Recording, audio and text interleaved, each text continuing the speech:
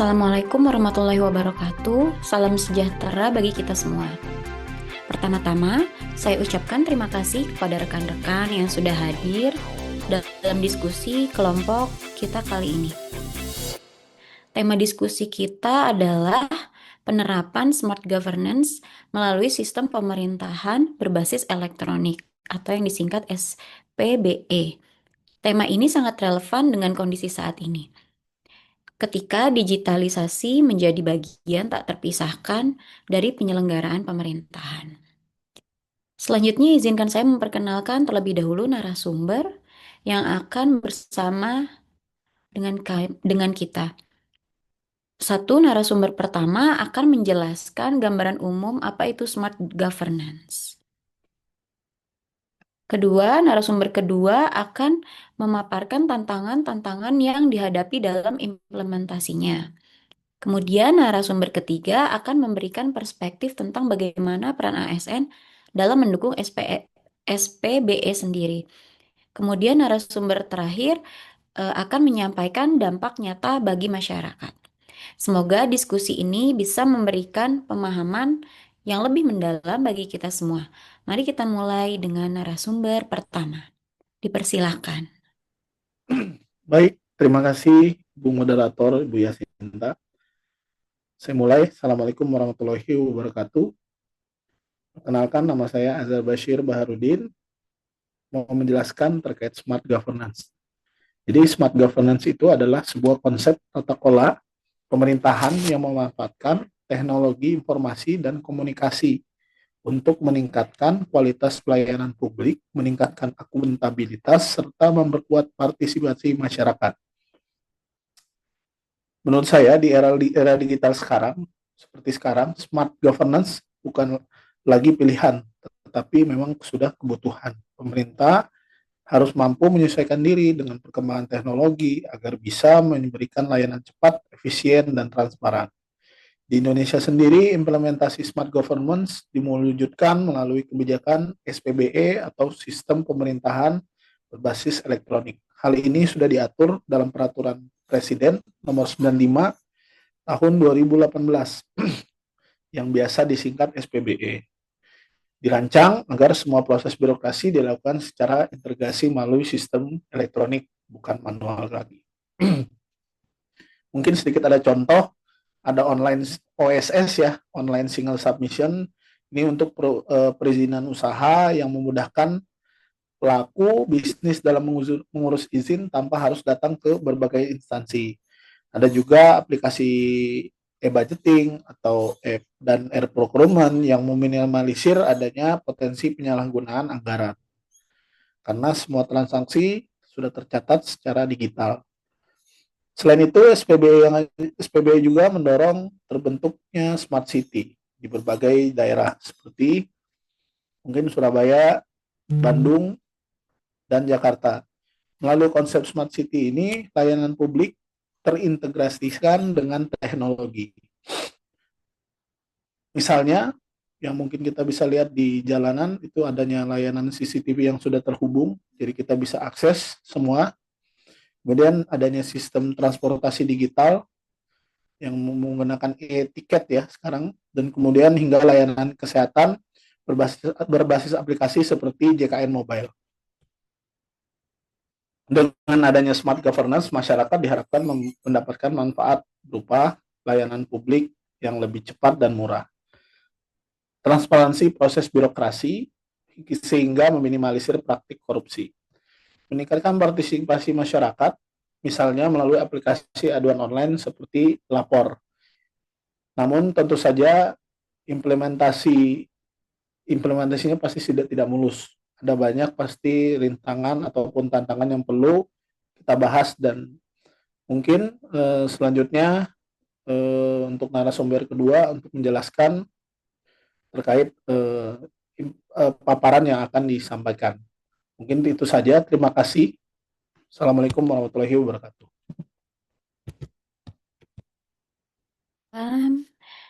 Terima kasih atas paparannya Bapak Azhar yang sangat komprehensif.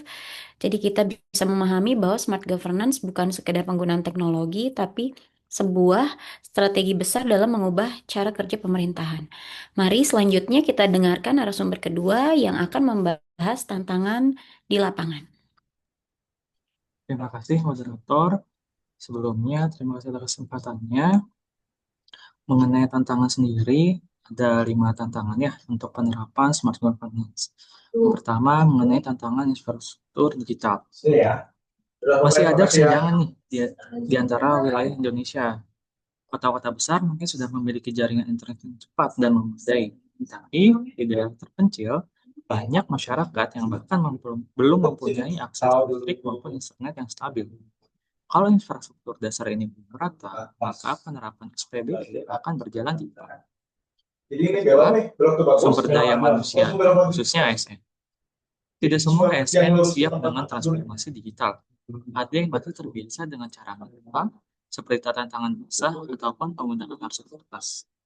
Perubahan budaya kerja ini butuh waktu dan juga pelatihan berkelanjutan. Jika tidak, aplikasi SPBE hanya akan jadi formalitas tanpa benar-benar dipakai secara maksimal. Ketiga, resistensi terhadap perubahan. Dalam birokrasi, perubahan seringkali dianggap sebagai hal yang mengganggu, nyaman. Misalnya, ketika semua proses harus terdigitalisasi, ada pihak-pihak yang merasa dirugikan karena mereka kehilangan celah-celah lama yang tidak transparan. Hal ini bisa menjadi hambatan non-teknis yang cukup serius. Keempat, keamanan dan perlindungan data. Semakin banyak layanan digital, semakin banyak pula data pribadi yang tersimpan dalam sistem pemerintah. Risiko kebocoran data menjadi sangat besar. Kita sudah beberapa kali mendengar kasus kebocoran data, termasuk data NIK dan BPJS Kesehatan yang dijual bebas di internet. Kalau isu ini tidak ditangani dengan serius, maka kepercayaan masyarakat terhadap SPBE bisa menurun drastis. Dan tantangan kelima adalah koordinasi antar instansi. SPBE pada dasarnya menuntut integrasi sistem lintas kementerian, lembaga, dan pemerintah daerah. Namun, pada praktiknya masih banyak sistem informasi yang berjalan sendiri-sendiri alias silo. Akibatnya, data tidak saling terhubung. Masyarakat harus berkali-kali mengisi data yang sama, dan efektivitas digitalisasi menjadi berkurang. Contoh sederhananya, masyarakat seringkali harus menyerahkan fotokopi KTP secara berulang-ulang ketika mengurus layanan yang berbeda. Padahal, data KTP sebenarnya sudah ada di Dukcapil. Kalau sistem benar-benar terintegrasi, seharusnya cukup sekali input, lalu bisa digunakan untuk berbagai layanan.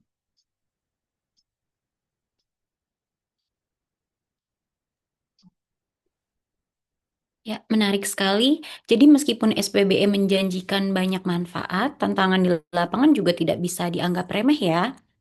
Mulai dari infrastruktur, SDM ASN, hingga keamanan data. Nah, berbicara soal ASN, saya rasa ini akan relevan dengan topik narasumber ketiga.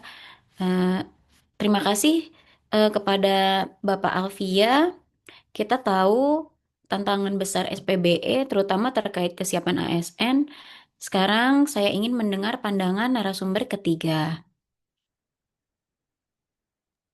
Dipersilahkan. Terima kasih. Terima kasih moderator atas kesempatan yang ada. Di sini peran ASN itu sangat krusial karena teknologi itu hanyalah alat, tapi yang mengoperasikan tetap manusia. Kalau ASN tidak punya literasi digital, akibatnya sistem secanggih apapun tidak akan efektif.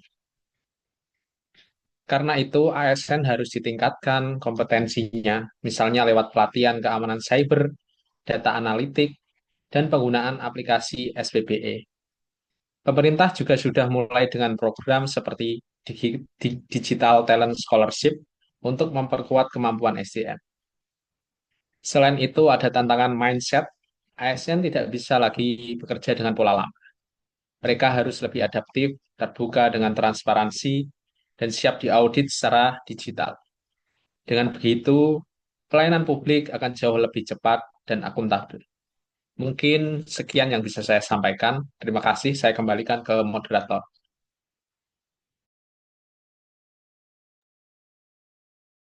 Baik, jadi jelas sekali ya, transformasi digital di pemerintahan bukan hanya soal perangkat lunak atau aplikasi, tetapi juga perubahan budaya kerja ASN itu sendiri.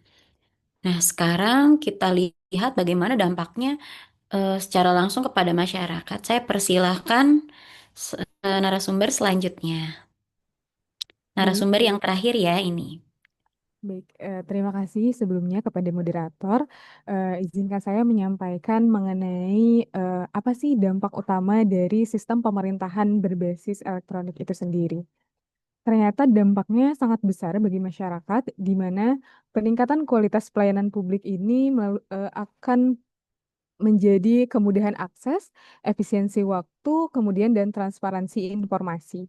Nah, SPBE ini, sistem pemerintahan berbasis elektronik ini membuat masyarakat dapat mengakses layanan kapan saja dan di mana saja secara digital begitu.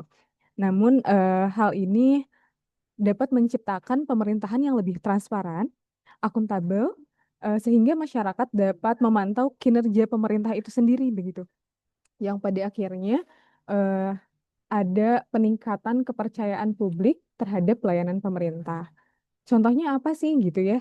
Contohnya seperti pengurusan dokumen di Disduk Capil gitu ya, yang dimana masyarakat tidak perlu antri lagi nih sekarang gitu, tidak perlu antri panjang, cukup membuka handphone, kemudian sudah bisa mendaftar gitu, mengurusi dokumen-dokumen melalui di mana saja begitu.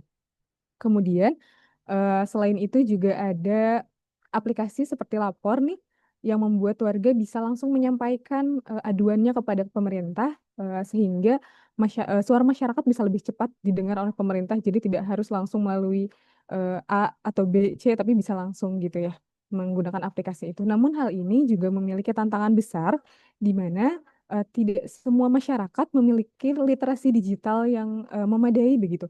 Nah, inilah yang menjadi tantangan pemerintah, di mana mengharuskan adanya program edukasi digital dan perluasan infrastruktur untuk mengimbangi penerapan sistem pemerintah yang berbasis elektronik. Mungkin itu yang bisa saya sampaikan mengenai dampak dari penerapan SPBI itu sendiri. Terima kasih banyak. Assalamualaikum warahmatullahi wabarakatuh. Baik, terima kasih atas sudut pandangnya Ibu Sally sebagai narasumber yang terakhir. Jadi jelas ya bahwa SPBE memiliki banyak manfaat secara nyata, tapi butuh juga dukungan masyarakat yang melek digital agar dampaknya bisa dirasakan di semua kalangan. Sebelum kita akhiri diskusi ini, izinkan saya merangkum beberapa poin penting yang telah kita bahas. Smart governance melalui SPBE adalah langkah penting menuju pemerintahan yang transparan, efisien, dan akuntabel. Tantangan utama ada pada infrastruktur digital yang belum merata, kesiapan SDM ASN, maupun perubahan budaya kerja. Masyarakat menjadi penerima manfaat secara langsung, tapi juga perlu didukung literasi digital agar bisa memanfaatkan layanan secara optimal. Dengan kolaborasi antara pemerintah, ASN, dan masyarakat, kita bisa mewujudkan tata kelola pemerintahan yang benar-benar modern dan berorientasi pada pelayanan publik. Terima kasih kepada semua narasumber dan peserta yang telah berkontribusi dalam diskusi ini. Semoga bermanfaat bagi kita semua. Wassalamualaikum warahmatullahi wabarakatuh.